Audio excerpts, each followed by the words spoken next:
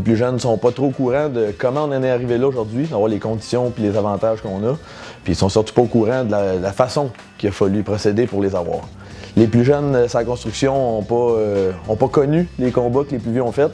Fait que ce que j'entends même souvent, c'est on l'a toujours eu, on peut pas le perdre. Tu regardes le mouvement ouvrier depuis la révolution industrielle, je pense pas qu'on peut dire que la classe ouvrière a toujours eu des conditions exceptionnelles. Ça fait pas longtemps qu'on rentre à la maison pas couvert de suie après une journée dans une mine de charbon.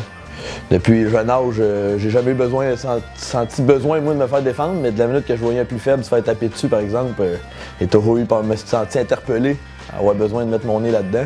Fait que quand je suis arrivé dans le marché du travail, spécialement dans la construction, ça a juste perpétué. Puis aujourd'hui, je suis fier de représenter le local et surtout tous les membres qui en font partie. J'ai un attachement, moi, à mon métier. Je suis pas fier d'être syndicaliste, je suis fier d'être opérateur. Fait que le but, c'est juste que tous les opérateurs, on se ramasse dans la même gang. Puis c'est ça qui crée le rapport de force, c'est ça qui fait qu'on peut avoir un métier respecté puis signer des conventions lourdes. Pas faire de jeu de mots avec machinerie lourde. Nous avons l'occasion que chacun des intervenants puisse mettre du sien afin de faire de ce projet un succès.